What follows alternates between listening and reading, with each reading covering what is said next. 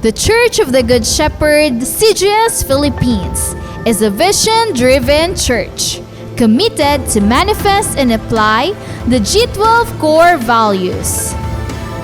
I am a true disciple. Christ-likeness and multiplying ministry. Caught by the vision. Understand, live, and transmit the vision. Committed to sell life. Evangelism, leadership development, and multiplication. Passionate spiritually. Devotional life, prayer and fasting, and holiness. Submission to authority. Love, honor, and respect my leaders. Commitment to time. Manage and invest my time for the kingdom. Lifelong relationship. Accountability and responsibility. I love equipping and training. Training is my happy hour. I am a leader of 12 disciples. I am born to multiply. Accomplishing church goal setting. I support, help, and fulfill the goals. I want to see my church grow. Pray, work, and invest. The importance of young people. I will prepare the next generation.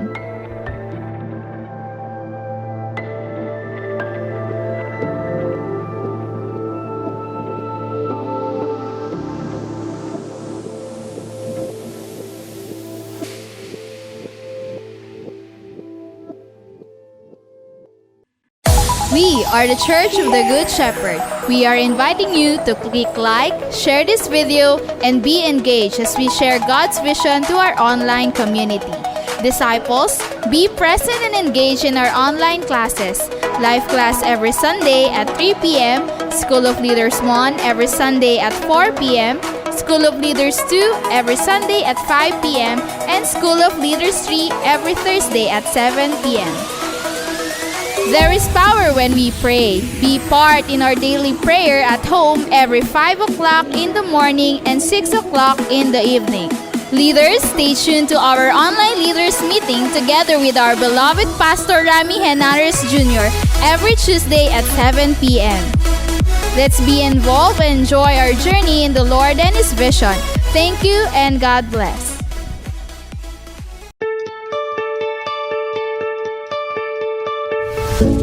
The Church of the Good Shepherd aims to make the vision of God manifest in the lives of people.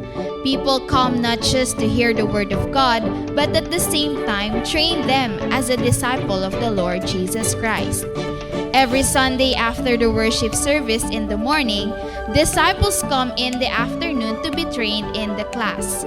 Discipleship training consists of life class, where people learn how to live a life according to the will of God. After life class, they will level up and be trained to become a disciple and leaders through a class that we called as School of Leaders 1, 2, and 3. Though the pandemic strikes, discipleship training never stops.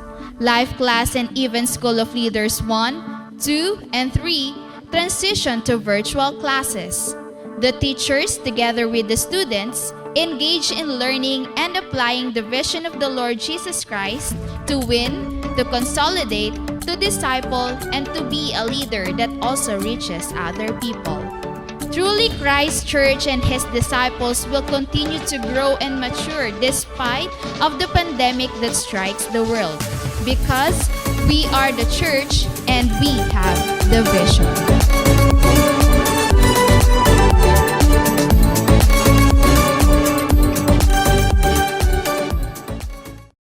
We are the Church of the Good Shepherd. We are inviting you to click like, share this video, and be engaged as we share God's vision to our online community. Disciples, be present and engage in our online classes.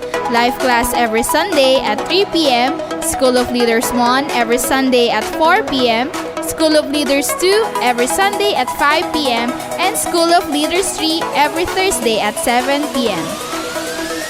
There is power when we pray. Be part in our daily prayer at home every 5 o'clock in the morning and 6 o'clock in the evening. Leaders, stay tuned to our online leaders meeting together with our beloved Pastor Rami Henares Jr. every Tuesday at 7 p.m. Let's be involved and enjoy our journey in the Lord and His vision. Thank you and God bless.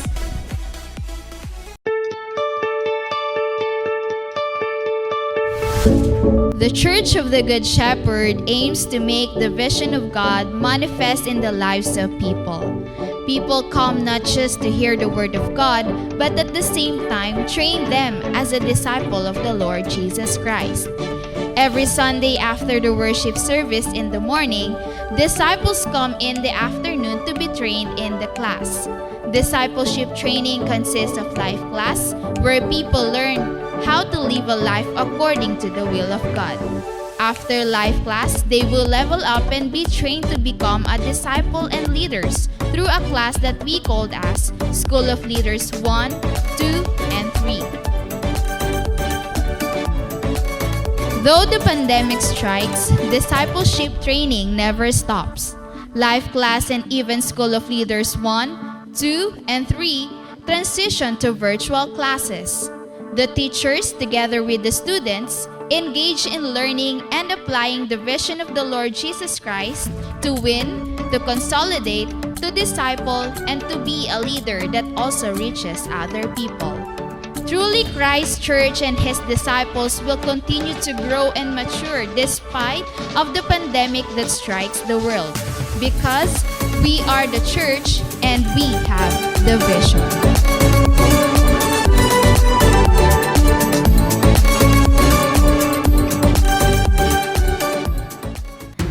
The Church of the Good Shepherd, CGS Philippines, is a vision-driven church committed to manifest and apply the G12 core values. I am a true disciple, Christ-likeness and multiplying ministry.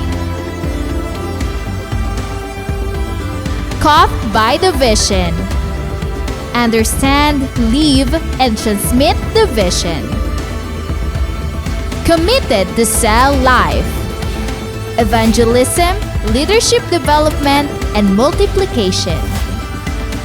Passionate spiritually, devotional life, prayer and fasting, and holiness. Submission to authority, love, honor, and respect my leaders. Commitment to time, manage, and invest my time for the kingdom. Lifelong relationship, accountability, and responsibility. I love equipping and training. Training is my happy hour. I am a leader of 12 disciples. I am born to multiply. Accomplishing church goal setting. I support, help, and fulfill the goals. I want to see my church grow. Pray, work, and invest.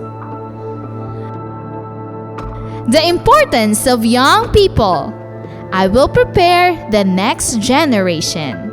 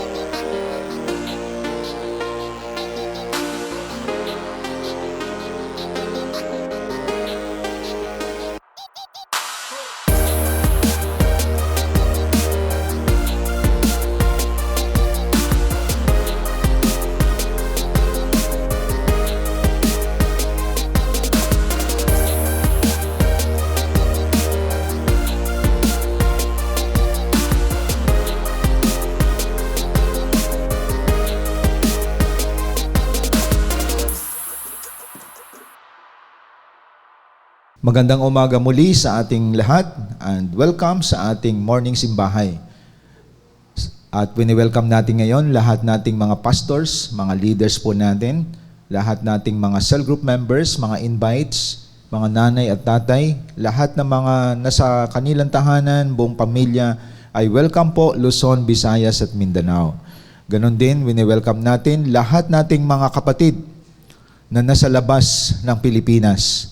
Lahat nating mga leaders, disciples, mga disciples natin, mga cell group members sa iba't ibang sulok ng mundo ay ating wini-welcome sa oras na ito. At salamat sa presensya ng Diyos na even in online platform, we believe God is not limited in space, in time, in location. At ito ang dahilan bakit tayo po ay nagpapatuloy sa online. Dahil ang Diyos natin ay hindi siya nalimitahan sa four walls. Kaya isang blessing sa atin na sama-sama tayo sa oras na ito because we believe God is Spirit, na atin siyang sambahin sa Espiritu at katotohanan, at kasama namin kayo kahit saang dako man kayo naroroon sa ating pagbibigay ng mataas na respeto sa Diyos sa ating online platform. Sama-sama natin siyang sinasamba. Kaya sa oras na ito mga kapatid, simulan natin ang lahat sa ating prayer. Maraming salamat muli o Diyos sa kalayaan na kami ay makapagsamba sa iyo sa Espiritu at katotohanan. Saang lugar man kami, saang dako man kami, Panginoon, ay tumatawid ang iyong mga salita. Ang presensya mo, O God, because you are omnipresent. Everywhere, nandoon ka, Panginoon. And that is your manifestation of power. I pray, touch the heart of all your people. Saang lugar man sila outside of the Philippines, penetrate your word to them. At ganun din, Panginoon, sa Pilipinas, patuloy kang kumilos sa buhay ng mga anak mo at sa mga taong aming inanyayahan sa lugar ng aming pagsamba sa iyo sa online platform. Bless all of us today, O God. Ikaw magpala sa lahat ng mga kasama namin sa aming sama-samang pagsamba sa iyo sa Espiritu at katotohanan. Ito ang aming panalangin sa dakilang pangalan ni Jesus. Amen and amen. Damin po natin ang mga awiting ito, dadalhin sa atin ng CGS Philippines Worship Team.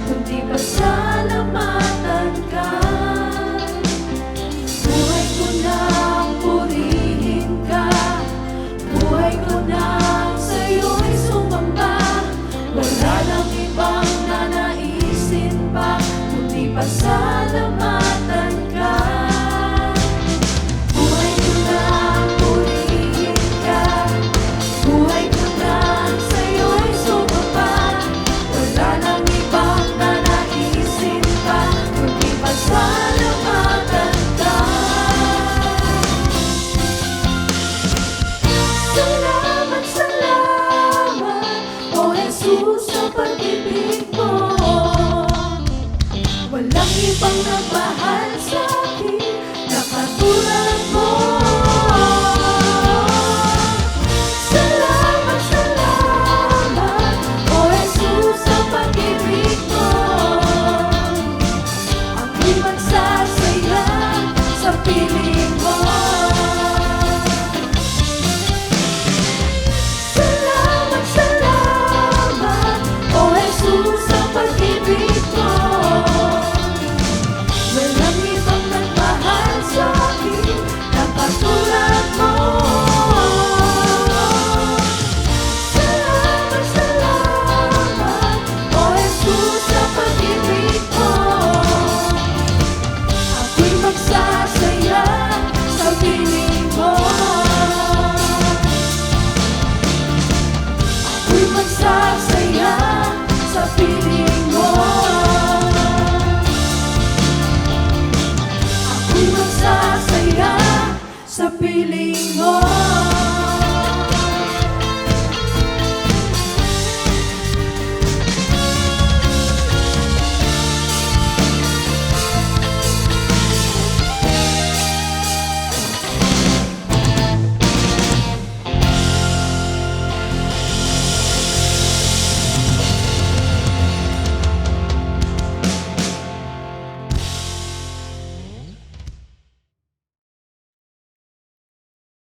Salamat sa mga mensahe ng awitin na ating narinig.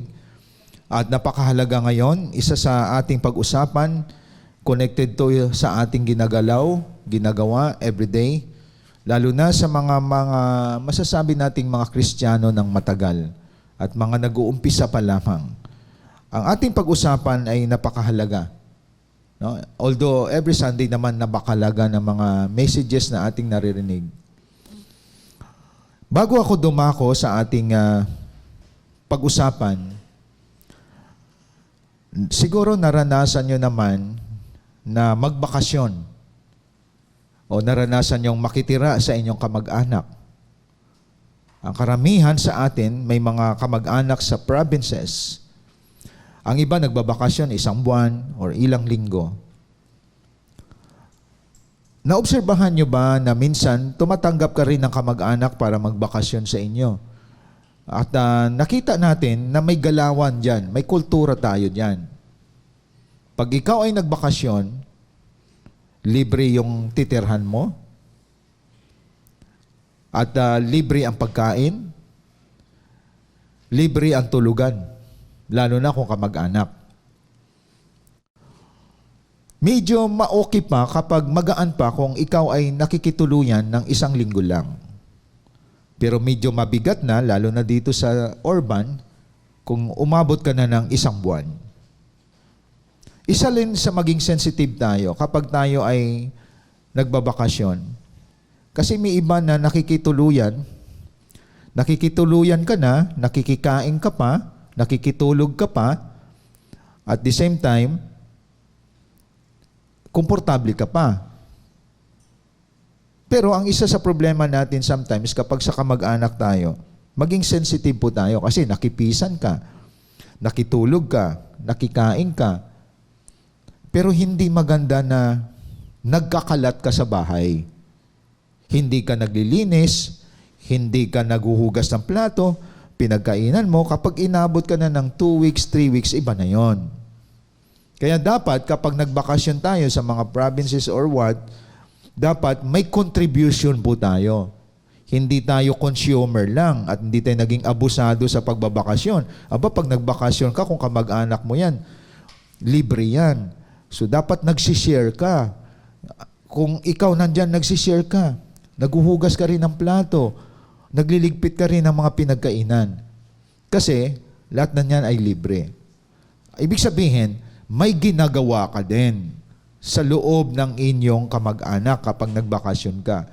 So bakit ko sinabi sa atin ito, mga kapatid? Kasi may connection to sa ating pag-usapan. Kung ating isipin, nilikha tayo ng Diyos, nakitira lang tayo sa mundong to. Nakipisan lang tayo sa daigdig na ito. Tayo, mga kapatid, ay temporary lang sa mundong ito. Pinatira lang tayo ng Diyos dito.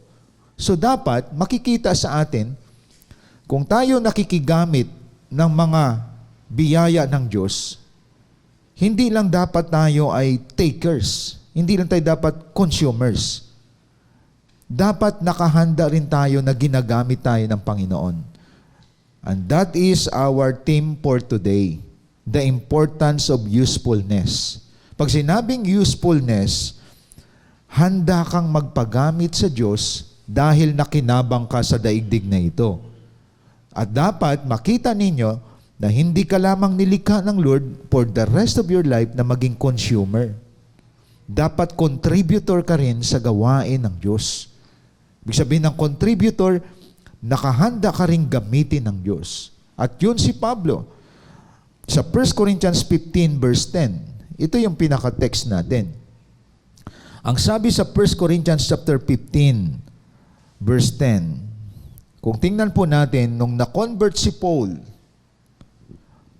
mabigat sinabi niya dito, "But by the grace of God, I am what I am, and His grace toward me did not prove vain. But I labored even more than all of them, yet not I, but the grace of God with me." So nung maranasan ni Pablo yung grace ng Diyos, naranasan niya kabutihang loob ng Diyos, sabi niya, hindi ko binaliwala yung kabutihan ng Diyos sa buhay ko. Kaya kung basahin natin sa Tagalog, ang sabi niya po dito, dahil sa kagandahang loob niya, ako'y naging isang apostol at hindi naman nawala ng kabuluhan ang kaloob niyang ito sa akin. Katunayan, nagpagal ako ng higit kaysa sinuman sa kanila. Subalit hindi ito dahil sa sarili kong kakayahan, kundi dahil sa kagandang loob ng Diyos sa akin. So from top to bottom, ang nag-squeeze kay Paul kung bakit nagpagal siya. Sabi niya, I labored more than them. Mas nagpagal ako kaysa sa kanila. It's because of the grace of God in my life. So, ibig sabihin si Pablo, naging useful ang kanyang paglilingkod kay Lord. Naging kagamit-gamit siya. Ang nag-motivate sa kanya is the grace of God. And that is our theme for today, the importance of usefulness. Ang kahalagahan ng ginagamit ka ng Diyos. Maging useful ka dapat. Dapat maranasan natin yung ginawa din ni Pablo sa buhay niya na that is the number one. It confirms that you are the recipient of God's grace. That is the number one. Kung ako man ay naglilingkod, ikaw naglilingkod, ginagamit ka ng Diyos, lahat tayo naglilingkod, hindi dahil obligasyon natin na mag-serve. Because we are the beneficiary of the grace of God. Pag sinabing grace of God, hindi mo pinagtrabahuan, binigay sa iyo. Halimbawa, ang grace ng Diyos ay ganito, makasalanan ka at ako. Mas matindi ang kasalanang nagagawa natin. At ang kasalanang nagawa natin, mansa sa buhay natin yan. Hindi mo makuha sa paligo yan. Hindi mo makukuha yan sa pagtakip ng mabuting gawa. Impyerno pa rin tayo kapag may mancha tayo ng kasalanan. But because of the grace of God, namatay si Kristo sa cross para hugasan ang ating kasalanan. Without the shedding of the blood, there is no remission of sin.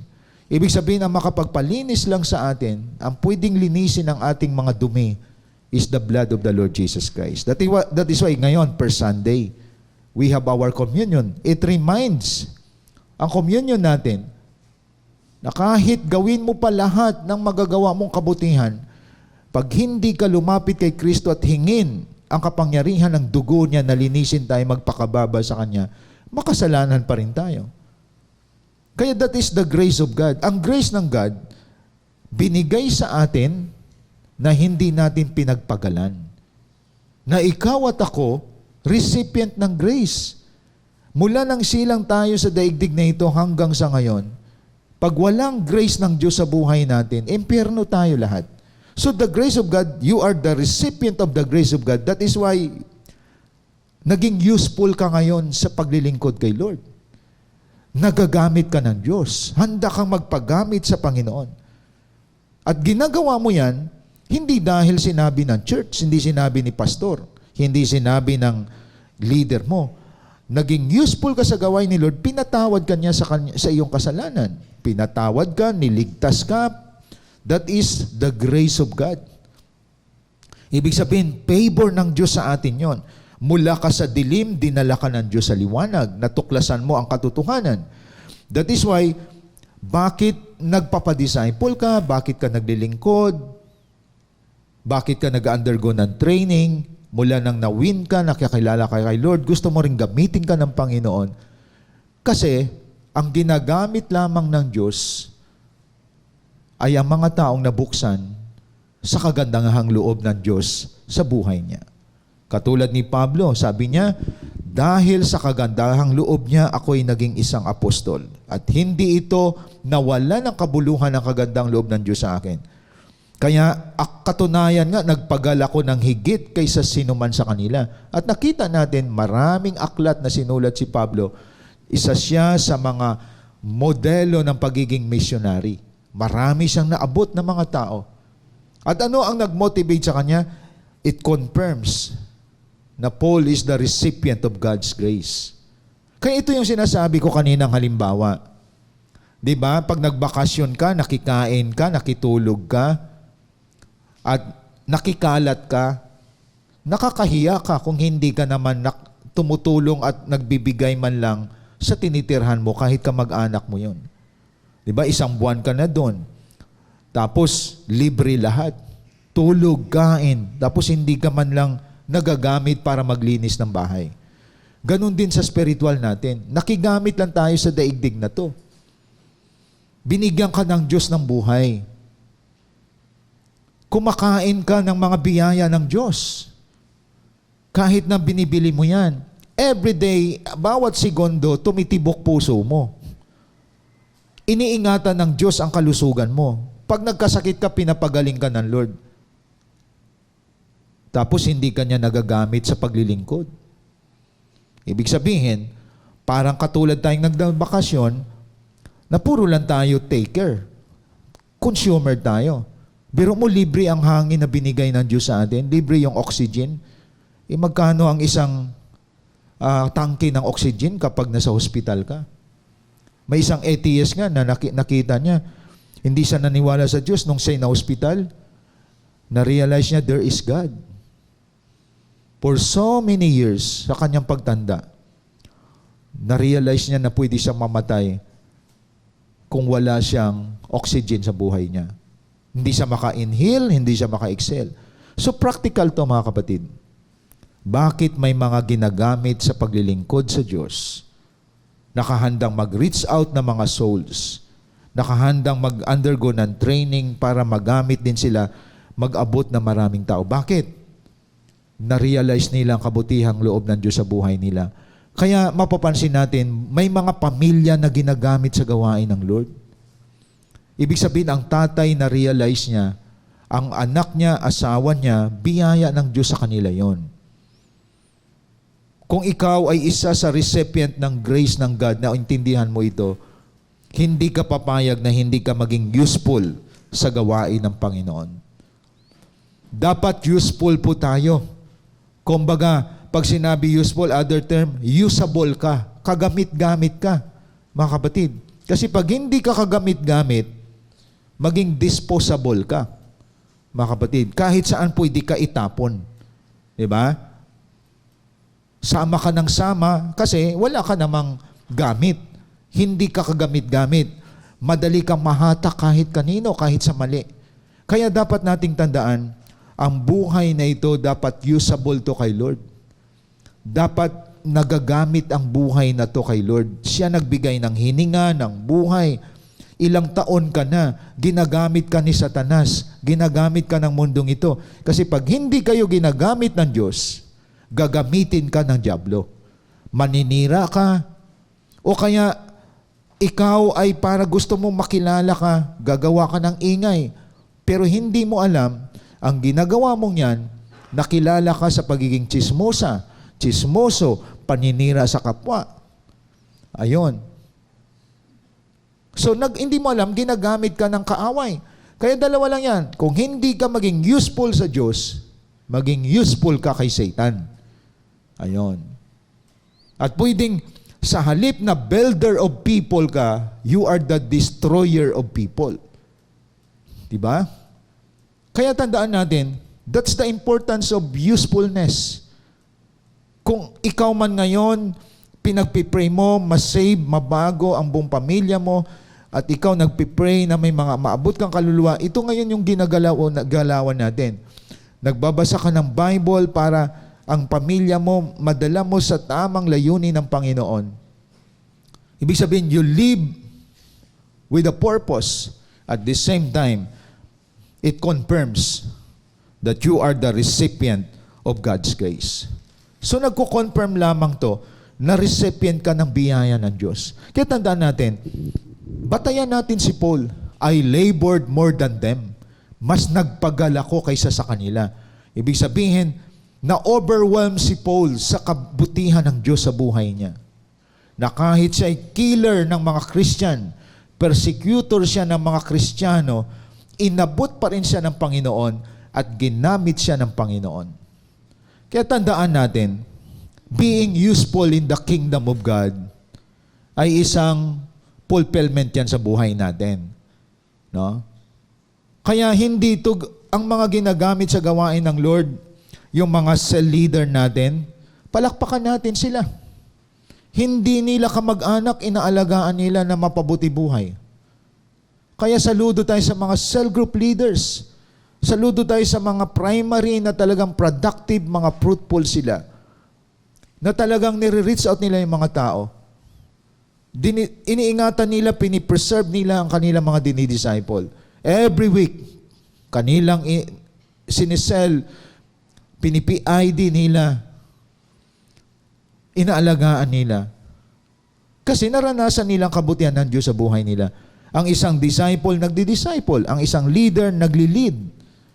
At makikita natin, ang mga prayerful every day, nagnanalangin sa bansa natin, nagpipray tayo the purpose magkaroon ng change ang ating bansa. So, palakpak sa mga ginagamit ng Lord, mga prayer warrior natin every day, mga kapatid. Ibig sabihin, ito yung mga tao na nag-undergo din ng training sa atin para gamitin sila ng Panginoon. Ibig sabihin, naintindihan mo ngayon kung bakit ka ginagamit kasi recipient ka ng grace ng Diyos. At tandaan natin, that's the importance of usefulness. Katulad si Paul, ang nagmo-motivate sa kanya ang biyaya ng Diyos. Hindi ko kayang tumbasan ng Diyos. Tapos ako nakikain lang sa biyaya ng Diyos sa lupang ito. Diba? Kaya kahiya-hiya ka kung hindi ka ginagamit ng Panginoon. Marami yan. Sa mga churches. Gusto lang makinig. Sa mga online at ganun din sa face-to-face. Pagkatapos, nakinig sila, dalawa lang yan, tinamaan o na-bless, balik sila sa mundo. At pagkatapos, ang mundo, gagamitin sila ng mundo o kaya gagamitin sila ng dyablo. Ayon. Kaya tandaan po natin, hindi po tayo binago lang ng Diyos. May dahilan siya. Kaya, the importance of usefulness, patunay, alam mo, ikaw ginagamit ka ngayon. You are a media team. You are part of, kaya nga dito sa church, versatile ang ilan dito. Media team na, music team pa. No? Discipler pa. Mga kapatid. Why? Lahat na lang aakapin nilang paglilingkod kay Lord. Grabe kasi naranasan nilang kabutihan ng Diyos sa buhay nila. Ang hindi nakaranas, tamad. Late pa ngayon. Biro mo online, late ka pa. Ayon. Tapos hindi ka pa naligo.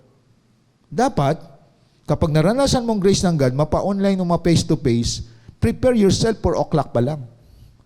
Because you are the recipient of God's grace. Nagbibihis ka ng maayos. Ginagalang mo talaga yung may-ari ng buhay mo. Diba? Tapos nag-i-invite ka even in online. Why? You are the recipient of God's grace. Napakabuti ng Diyos sa buhay ko. Gusto ko maranasan din ng taong ito. That is why we invite people.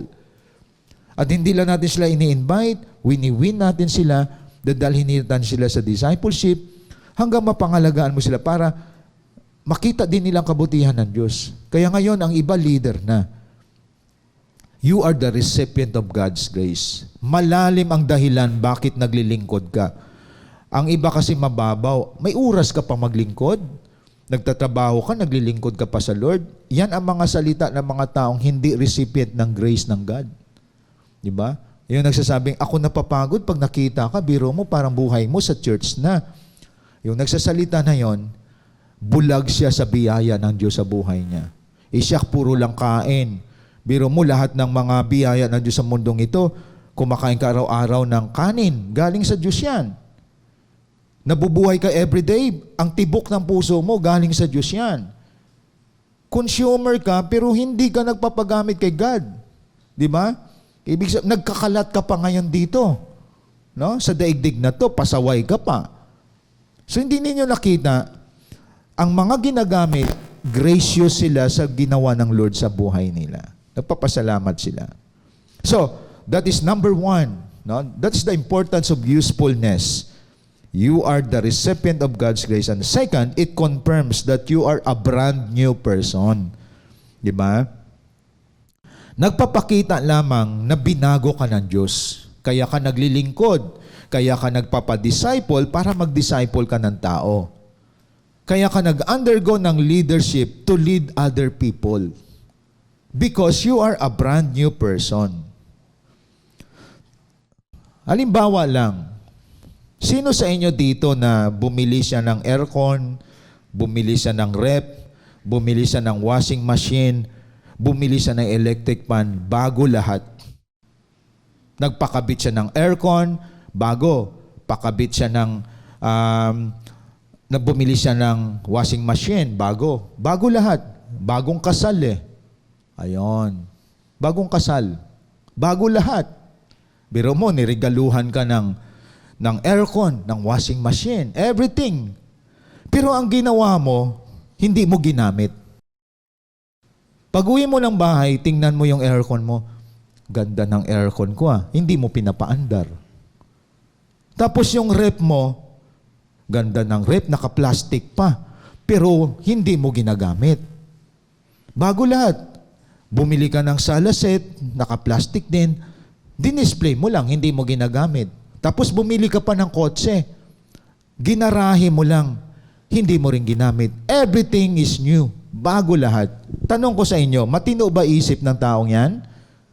Na bago lahat, bumili ka ng bagong gadget, tinabi mo lang, tinago mo lang.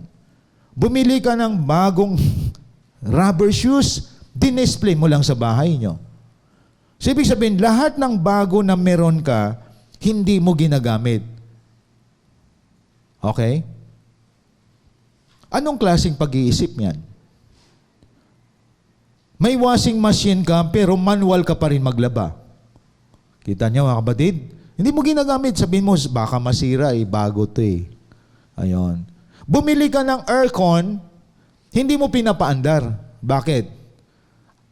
Baka magtaas yung babayaran namin sa Meralco. Hindi mo ginamit. Brand new lahat. Bumili ka ng kotse, dinisplay mo lang. For so many years. Ano mangyayari nun?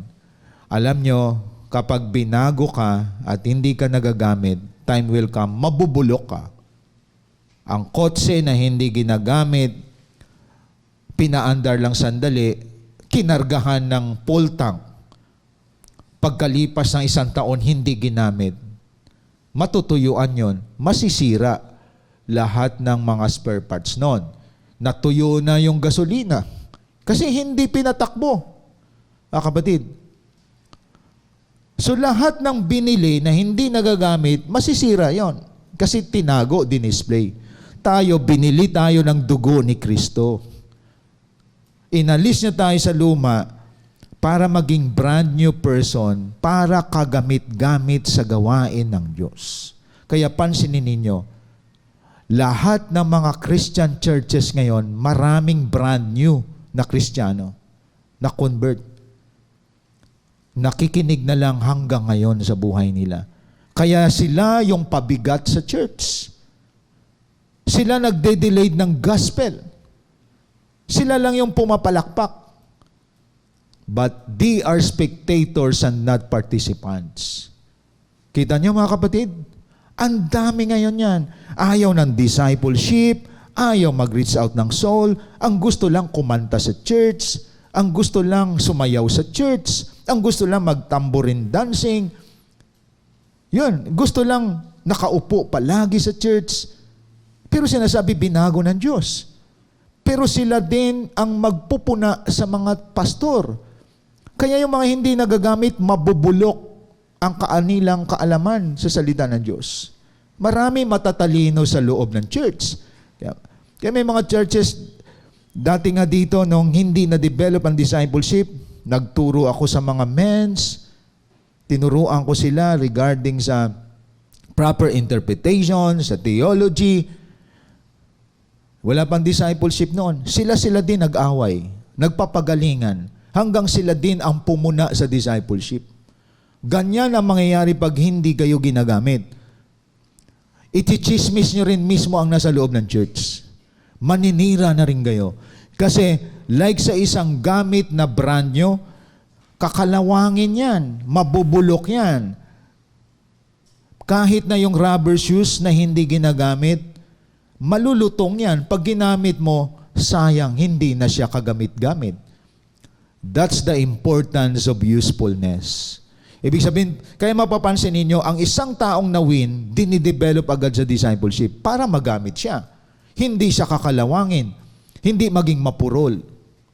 Kaya it does not mean pag matagal ka na sa church, ang galing mo sa Bible. Marami nga walang alam sa Bible, yung matatagal na. Natatalo pa ng mga bago. Yan ang nauna na nahuli. Kaya nakita nyo kahalagahan, mga kapatid. Pag ikaw ay binago ng Diyos, hindi ka puro lamang kabig. Handa kang, here I am, Lord. Here am I, Lord. Send me. Use me, Lord. Make me a useful disciple.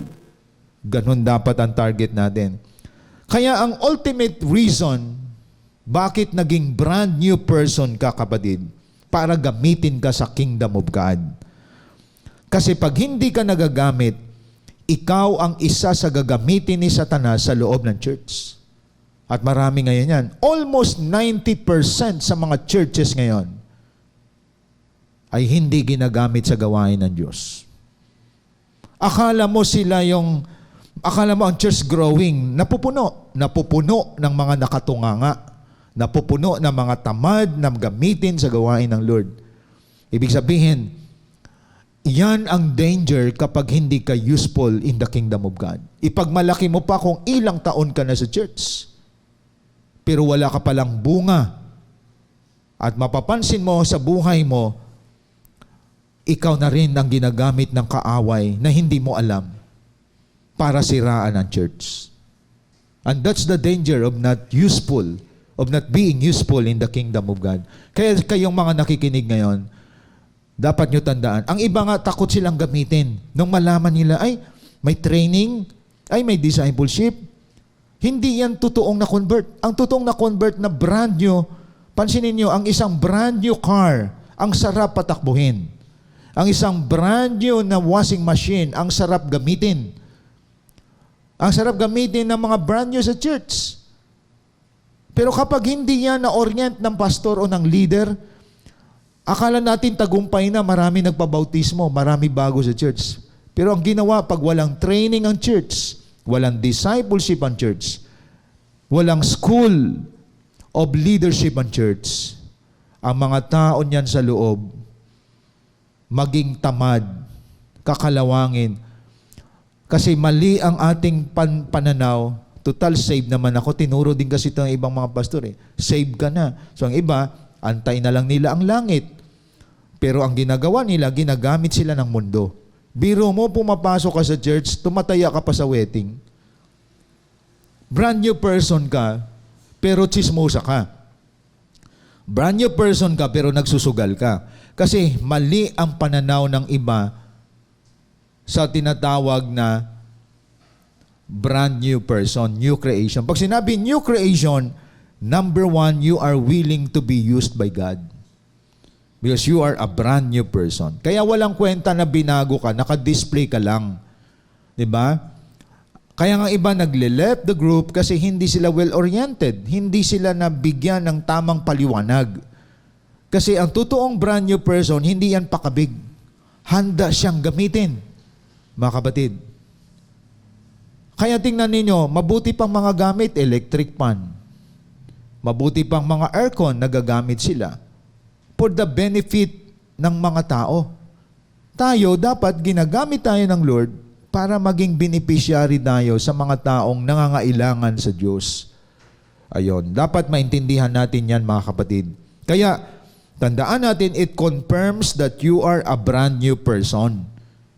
Kaya yung mga hindi ginagamit, ang tagal-tagal na, maybe, kinakanlong mo ang mga taong hindi binago buhay. Gusto nila Christmas party. Ay, malapit na Christmas party, marami na ngayon bumabalik sa church. Ayon. Gusto nila church anniversary. Ayan, gustong-gusto nila yan. Ang gustong-gusto nila yung mga outing. May mga church na ganon. Ganon din ang church dati dito. No? Gusto ng mga fellowship. Men's fellowship.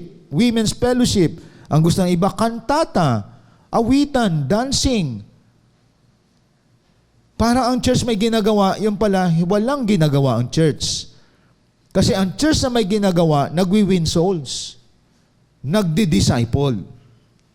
Dahil yan ang susi upang tayo maging useful sa Lord, mga kapatid. Kaya yan ang dilemma sa lahat ng mga churches ngayon, program-oriented. Talagang pinag-aralan ang program. Mga activity-oriented, but we are not naging people-oriented. Si Jesus namatay hindi dahil sa activities at hindi dahil sa program. Namatay siya sa mga tao na dalhin niya sa buhay na walang hanggan. That is why we are vigilant to win souls and make disciples. We are people-oriented dahil nais natin marami pa ang dalhin natin sa liwanag. Marami pang patungo sa kapamakan. Maraming bulag sa katotohanan. Kaya sayang brand new ka. Hindi ka gagamit-gamit. Diba? Kaya tandaan natin, ba't bumili ka ng bagong gadget? Para gamitin mo sa gawain ni Lord. To reach out people. Di po ba? Bakit ka nagpatayong brand? Kaya maraming mga houses na bago. Sayang, di ba? Nabulok na lang yung bahay na yon. Ang nagpatayo ng bahay, hindi doon tumira. So marami ngayon na mga bahay na bago na bubulok. Kasi hindi naman tinitirhan. Minsan may nakatira, mga caretaker. So nakita natin mga kapatid, hindi napakinabangan.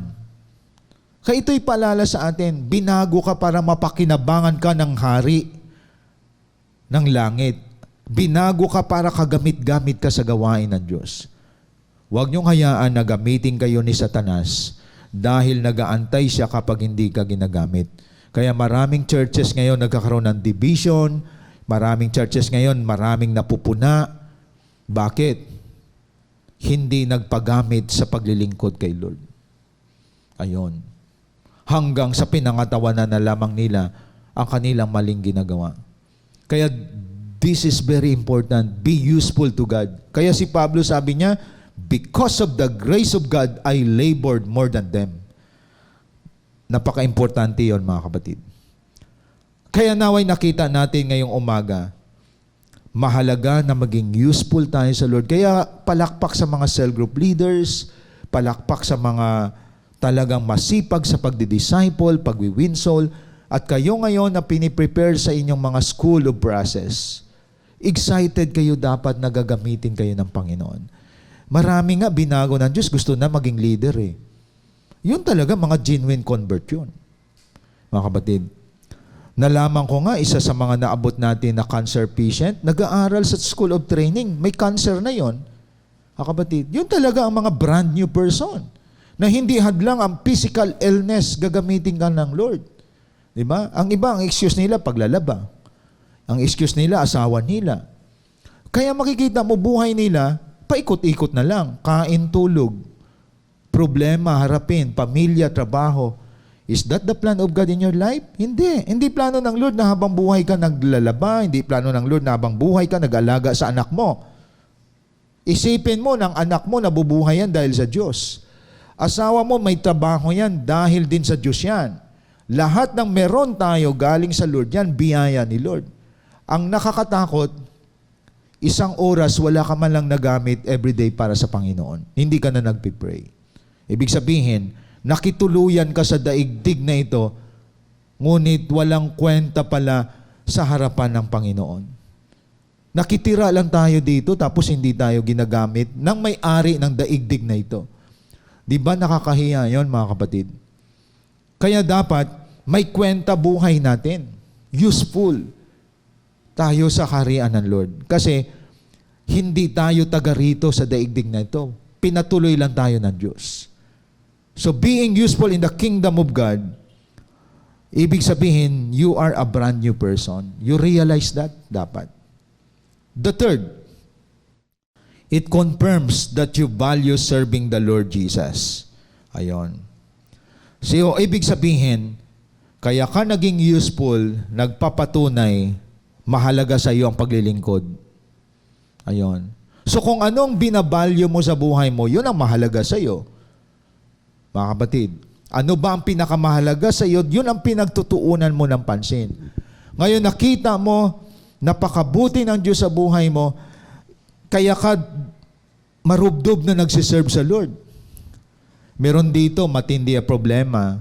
Like sa testimony ko sa inyo, meron ngayon fighting sa cancer, isang pasyente na naabot ng CGS Philippines, pero nakita ko faithful siya sa Lord.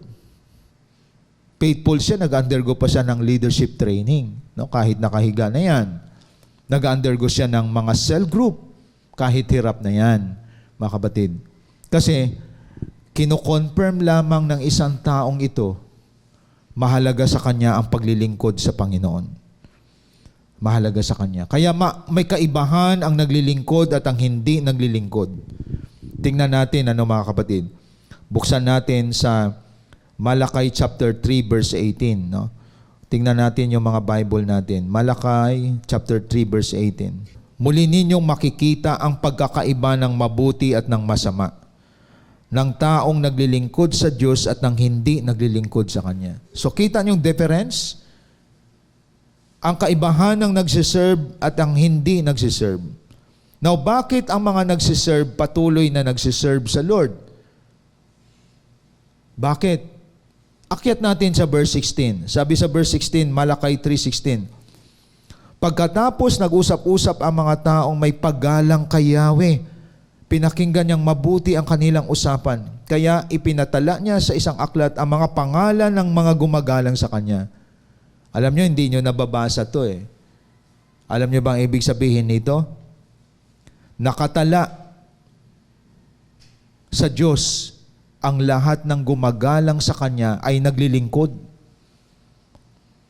Ibig sabihin, pag nag-serve ka kay Lord, ginagalang mo siya.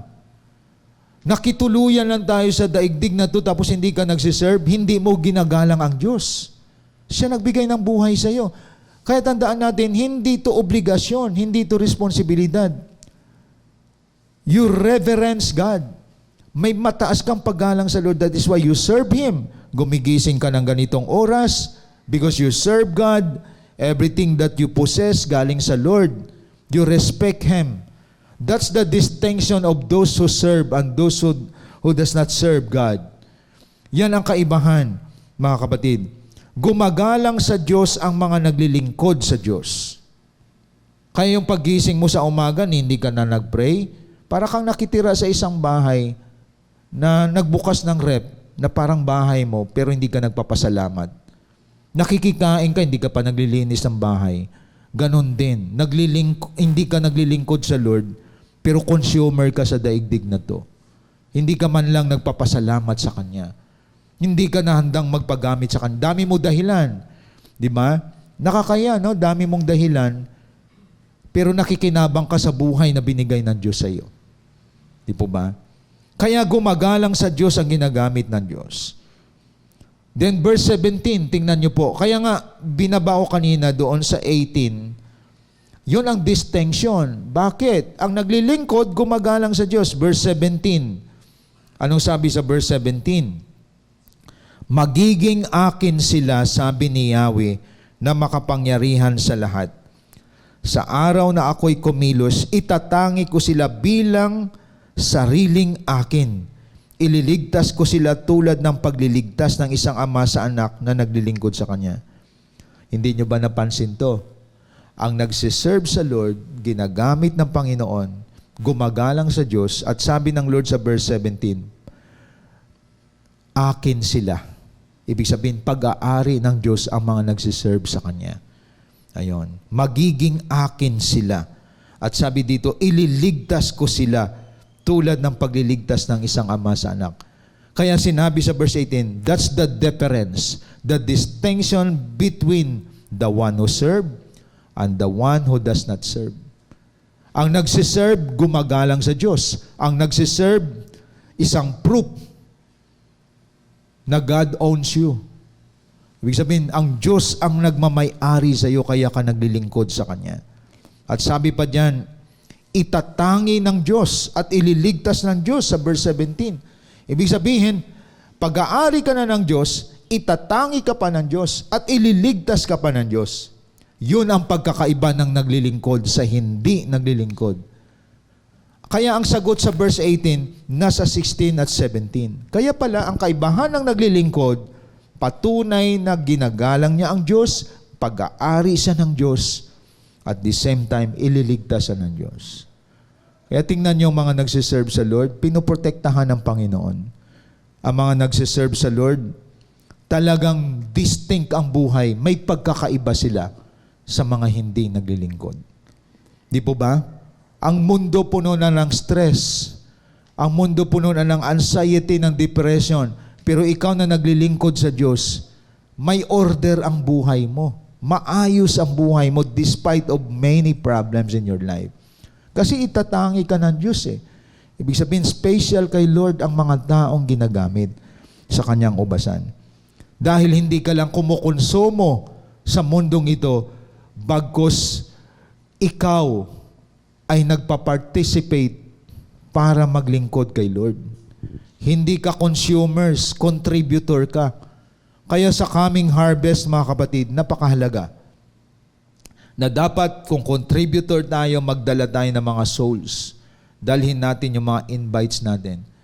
And excited tayo sa darating na November 9. Kaya tandaan natin, it confirms that you value serving the Lord. Kaya ka ginagamit. Value mo yan sa buhay mo. Kaya what is your value in life? Ano bang value mo sa buhay?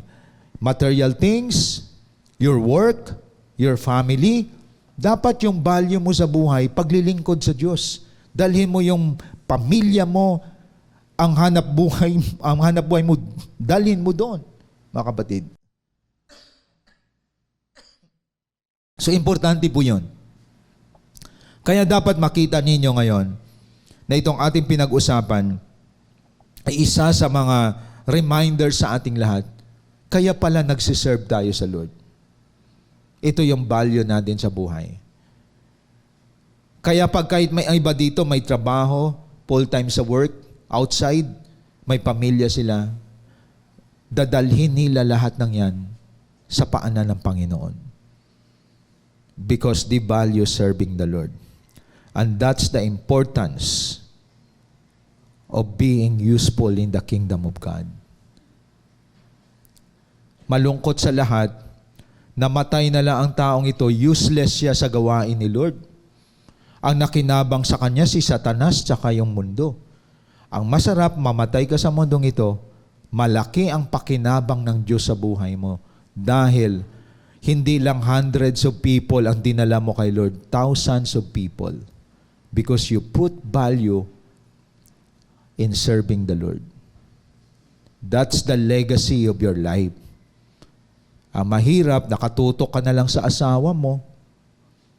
Kahit saan, asawa mo na lang tinututukan mo, nakatutok ka sa mga anak mo, nakatutok ka sa hanap buhay mo, namatay ka, na walang kwenta dahil hindi ka ginamit ng Diyos.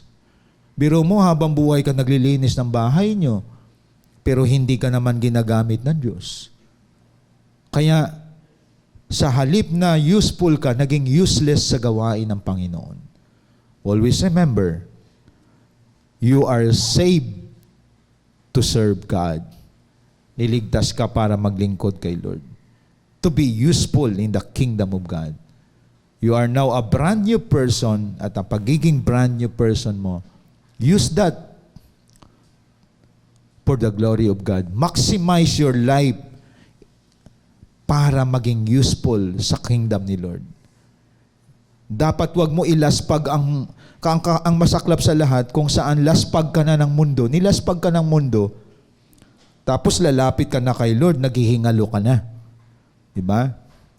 Kumbaga, mawawalan ka na ng hinga, nilaspag mo ang buhay mo sa mundo. Tsaka handa ka na magpagamit, laspag ka na. Sira na buhay mo. Huwag mangyari sa atin yon. Habang nasa midst ka ngayon, na binibless ni Lord, use your life for His glory, mga kapatid. Kaya naway ang mensaheng ito ay isang eye-opener sa ating lahat. Na habang nasa peak kayo ngayon, mga kapatid, ng kalakasan nyo, lalo na sa mga kabataan, use that for His glory. Use your life for His glory. Kaya nakakatuwa na makita na naglilingkod ka habang malakas ka pa. Ultimo, mga senior citizen natin, nagpapakita ng inspirasyon sa buhay natin because nakita nila ang kabutihan ng Diyos sa buhay nila. Kaya before I close ngayong umaga, mga kapatid, tandaan natin, this is our aim in life. Lord, use me for your glory. Sabi nga sa pagtatapos natin, usefulness starts with being diligent in the task entrusted to you. It is the manifestation that you will not allow yourself to be a consumer on this planet for the rest of your life. So don't allow yourself na tagakain ka lang sa mundong ito. Tagakabig ka lang ng mga pagpapala ng Diyos. Pero hindi ka naging kagamit-gamit sa Kanyang ubasan. Kaya naway maging masipag tayo sa paglilingkod kay Lord sa remaining months of the year 2024. Naway masasabi mo, Lord, salamat. Nakahabol ba ako? Ginagamit na ako ngayon, Lord. Until next year at sa darating pa mga taon habang binibigyan ka ng Diyos ng buhay. Kaya sa oras na ito, mga kapatid, ating ina-acknowledge ngayon ang kabutihan ng Diyos sa buhay natin. Kunin natin ang ating mga communion. Every first Sunday, we prepare our communion. No, kunin natin, handa natin sa ating mga misa, nasa bahay kayo. Before we close, hawakan natin ang mga tinapay natin.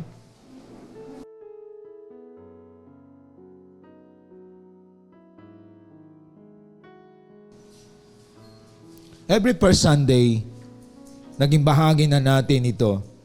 Ito yung kabutihan ng Diyos sa buhay natin. As we have our communion every first Sunday, ito nag-inspire sa atin na gusto ko pa mag-serve kay Lord. Habaan mo buhay ko, Lord, gagamitin ko to sa iyo. That's the reason kung bakit napakahalaga ang pagiging useful in the kingdom of God. Sige po, hawakan natin ating mga tinapay. Ang sabi dito, ito ang katuroang tinanggap ko sa Panginoon at ibinigay ko naman sa inyo.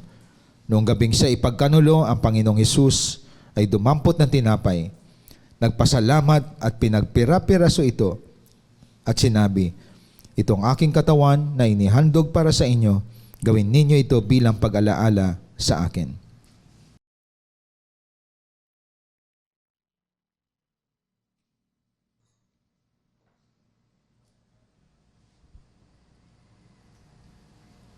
Matapos maghapunan, dumampot din siya ng saro at sinabi, ang sarong ito ay ang bagong tipan ng Diyos na pinagtibay ng aking dugo. Tuwing inumin ninyo ito, gawin ninyo bilang pag-alaala sa akin. Sapagkat tuwing kakain kayo ng tinapay at uminom sa sarong ito, pinapahayag ninyo ang kamatayan ng Panginoon hanggang sa kanyang muling pagparito.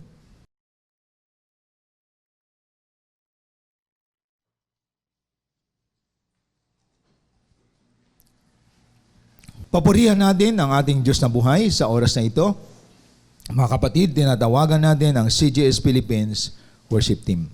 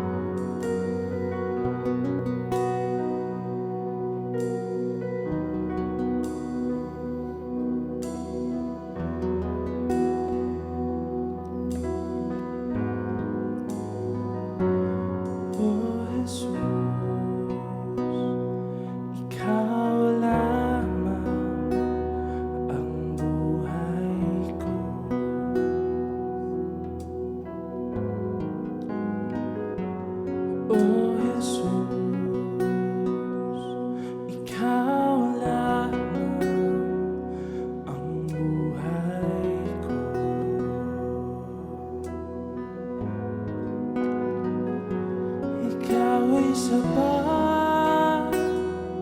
wala nang iba. Kaligayahan ko, kaganapan ko, O Jesus, Ikaw lamang. Sa'yo lamang sumasamba ng pupuri, maglilingkod sa'yo. Ikaw ay tapat, sa'yo magtitiwala sa habang buhay, O Jesus, Ikaw lamang.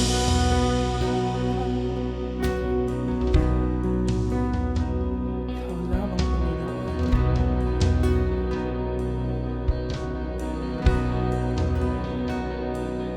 O Jesus, Ikaw lamang ang buhay ko. Yes, Jesus. O Jesus, Ikaw lamang ang buhay ko.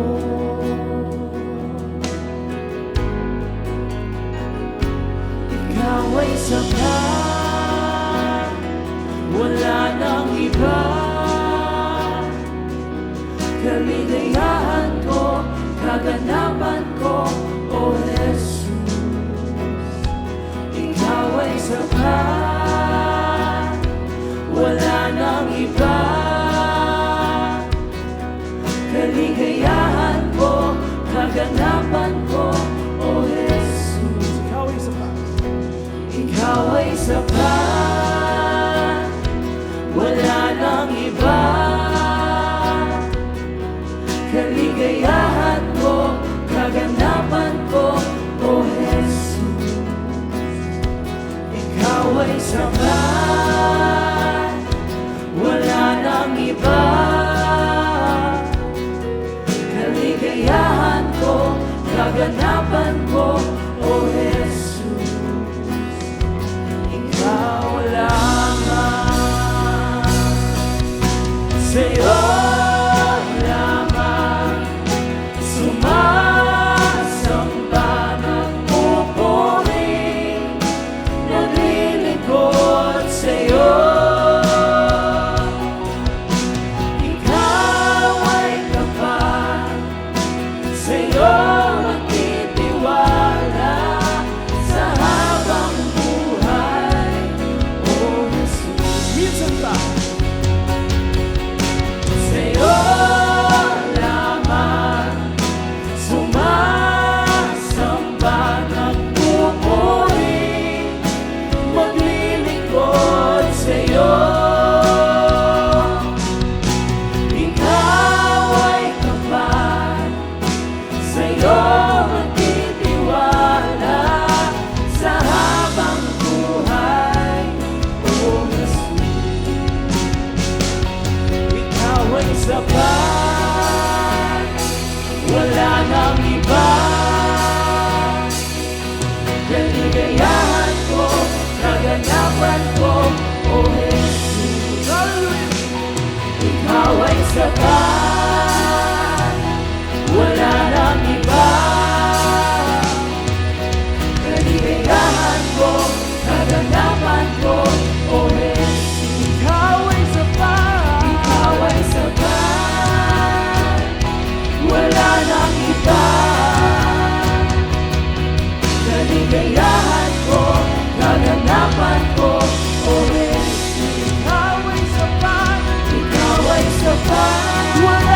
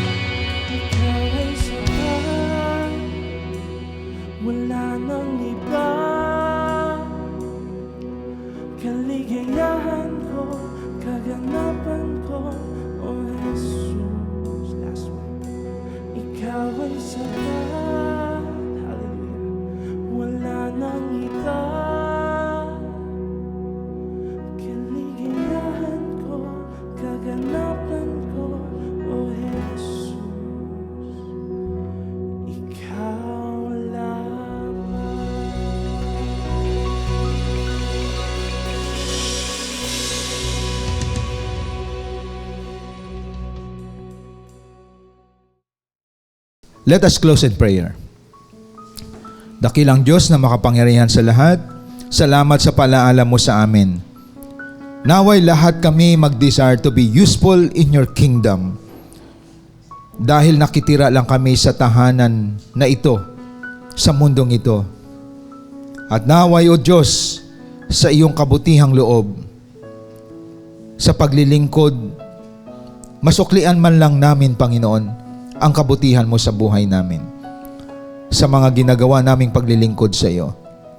Naway sensitibo kaming lahat na hindi lang kami consumer ng lahat ng blessing sa daigdig na ito, bagkus kaming lahat maging contributor in your kingdom because of your goodness and grace in us, O God. Naway maging eye-opener ito sa lahat ng mga church members, sa lahat ng mga churches, na hindi lamang kami listener but doer of the word. I pray na mangyari ito sa buhay namin lahat, Panginoon, lalo na sa mga binago ang buhay. Sa iyo po ang kapurihan, pagpapala sa lahat ng nandito, sa pangalan ng Diyos Ama, Diyos Anak na si Kristo Jesus at Diyos Espiritu Santo. Amen and amen. Thank you and God bless po sa ating lahat. Hope you've been blessed by the message of God today as we continue to extend our calling in loving God and loving people even in online, and keep you more updated to our journey in God's vision. Connect to us wherever you are. Like our Facebook page, follow us on our Instagram account,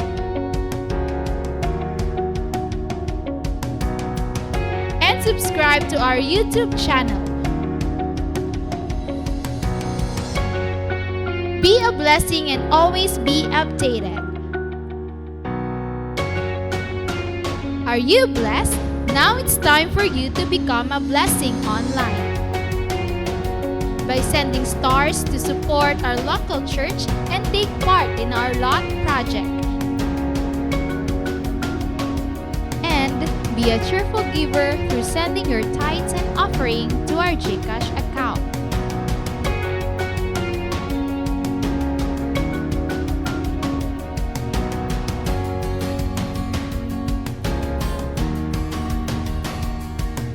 See you on our next online worship.